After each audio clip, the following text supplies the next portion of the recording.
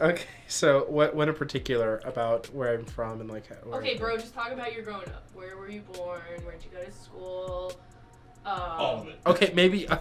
Okay, a summarized version. Okay, well, I'm from Danville, Illinois. It's a little middle of nowhere town, about 10 minutes from the Indiana border. I went to Schlarman, an academy now, I guess, for most of my schooling, although I did have a brief year and a half. I kind of bounced around the entire country. I am currently a junior at Ball State University, TCOM video production major, poli-sci minor, peak summarized version. When, like... That was good. Are you sure? Yes. Okay. You're just being you, bro. Sure, okay. Let's go with that. So, what got you interested in filming? In filming? That's actually kind of a funny story. When I was a sophomore in high school, I used to be really into these like internet horror stories called creepypastas. Yeah. And I read one. I was like, this would be a really cool movie. Well, why don't... I had some idea on how to write a screenplay. My mom's also an independent filmmaker as well, and she taught me a little bit of basic screenplay writing. So I kind of made an adaptation from that, and then I got into a little bit of production and actually got it filmed, but the quality wasn't great. But I enjoyed the process so much that I just wanted to kind of keep going with it. And then around the time I started doing it professionally for mainly political candidates in my hometown, that was about the point I'm like, you know what, maybe I should just do this as my route for college. What drew you to working with politicians? And so like how old were you when you like started working with politicians? Around 16. Okay, and like what at such a young age, what drew you to that? See, it was the summer of 2016. I'd been kind of dipping my toes into the whole political scene,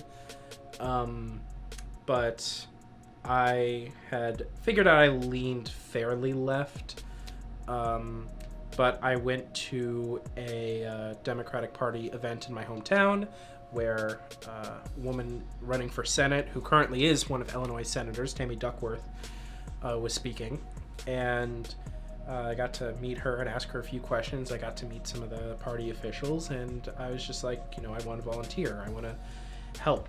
You know, I feel that they had a lot of good ideas to really improve the community, so I thought that they'd be the best people to help. And that kind of was what got me started, at least like with the volunteering, like, you know, door knocking, phone banking, things like that. What drew you to Ball State originally, and how did that poli-sci minor come about? That just kind of came when I started working more in politics. With some of the other schools I was looking at, I almost took it on as a double major.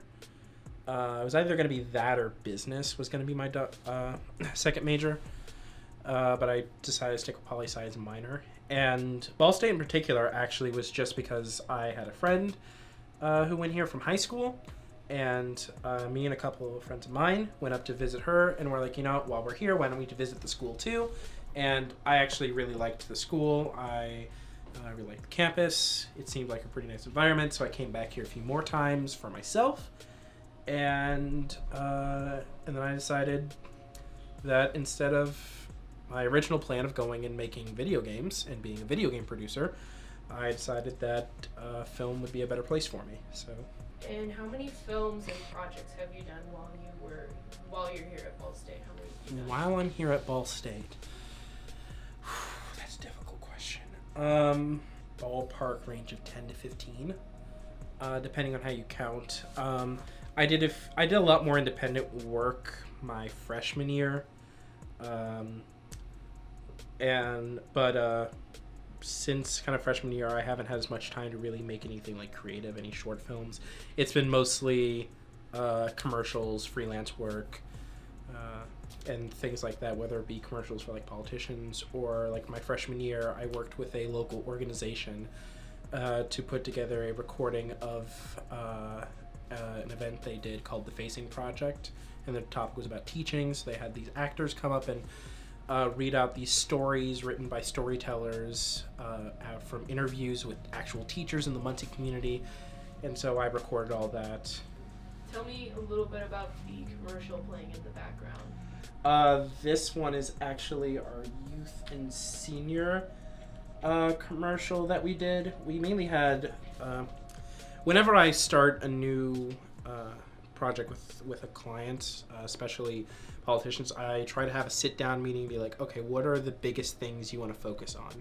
So for ours, it was the youth and senior programming, economic development, the opioid epidemic, but basically it's a whole lot of B-roll, ostensibly, with a few kind of scripted parts, like here. Did you design that graphic? That graphic's actually not designed by me. They got someone in from, I believe, Indianapolis, who made that graphic, which was really nice because graphics are definitely not my strong suit. So being able to kind of add that on the end is really nice, because this was made during the primary, but we updated it to have the general election voting day on it at the end with the graphic. Tell me about the on-campus political groups that you were involved in. Currently, actually not involved in that much currently. Like I said, I was on the exec board for the Ball State Democrats, but I had to step down. Currently, I'm kind of involved with them. I try to go to their meetings and stuff like that. I also go to the BSU GOP meetings. While I don't necessarily agree with them, I find it always interesting to kind of sit and kind of listen to kind of how they approach things. I do actually run an organization, the Ball State Political Media Club, which is brand new. It's our first semester starting, and that's probably my biggest, I guess, on-campus political involvement. What does your family think about your involvement with politics? They are incredibly supportive, and I'm very thankful to them for that. Especially my grandpa. I think he is more politically knowledgeable than he gives himself credit for. But in my family, at least, most of us kind of lean the same way politically, so it kind of helps. Tell me about your internship in DC. So my DC internship, that was, I went through the Washington Center. It's an internship program based out in DC where I always explain it as basically they play Tinder for interns and internship. So they'll match you with a company and they'll set you up for interviews and stuff with them. And then once you get an interview, they will, or once you get, I guess, confirmed, they will, get you prepared with housing. They have apartments like 2 blocks away from a metro stop. I spent about 2 months out there this summer. It was a very interesting internship. The place I interned at was a news program called To the Contrary that airs on PBS. And the office was at most 6 people. Because it was such a small work environment, the interns really did have a lot of input and responsibility. So we would do a lot of reaching out for interviews, setting up and confirming those interviews, writing up questions, researching people, things like that. My favorite political project. That's a tough one. It was actually one of the Cindy Cunningham videos I made when Cynthia Cunningham ran for state representative of my district of my hometown in Danville. I actually used very little actual footage, and I got to mess around with things like After Effects and Photoshop, and I really got a good hands-on, kind of on-the-job learning experience of how to better incorporate some basic motion graphics, but they look pretty professional, and I'm still kind of happy with how that turned out. So do you have a favorite podcast or book to recommend on politics for those of us that are your age and maybe want to get more into politics or be better educated?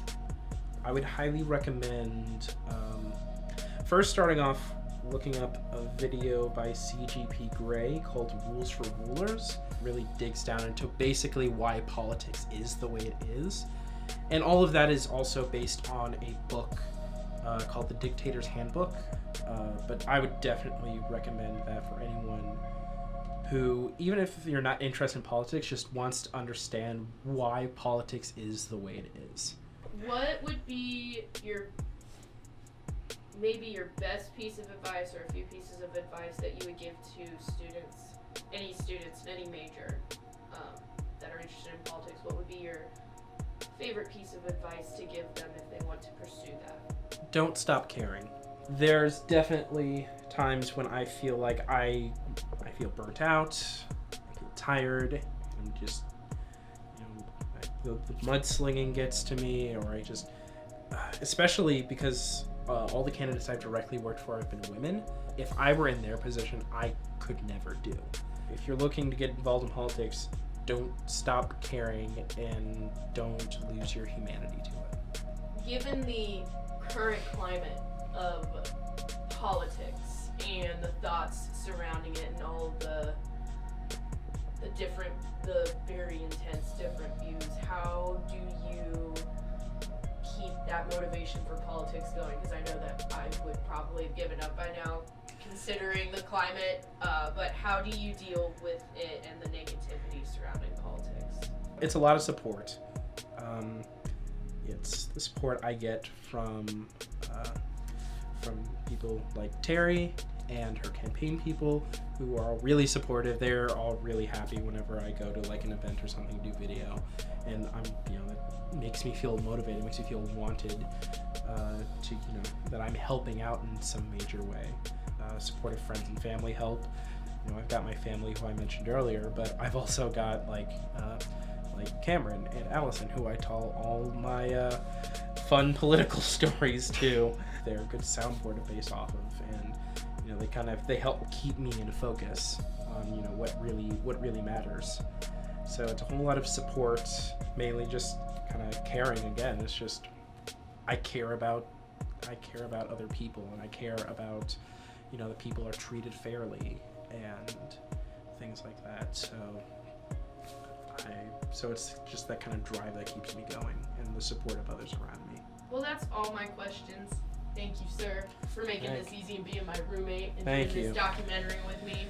We also appreciate Cameron, who has been boom mic for this entire time. He has done it many times. He's done it many times for me, so this is nothing new for him. We also had a very silent crowd in the back. Woo! There we go. We have a live studio audience today. Yep. Thank you. Appreciate you guys. Thank you. Mathias 2036. Cameron's going to be my vice president. Yes. Chief of staff is Beater. First of all, I'm pretty sure you're Secretary of the Treasury. Yes, you're Secretary of the Treasury. Allison, but in a Mickey Mouse with a hat with a cat on it. With a Mickey Mouse hat on with a cat on it. And it just falls into itself forever. So these are your real political plans? Yes, on it, yes. Yes, this is what it all comes down to. Everything I said earlier is completely pointless. Allison and I are my own press secretary whenever we get bored. No, that's Peter. He's gonna marionette us when we all die.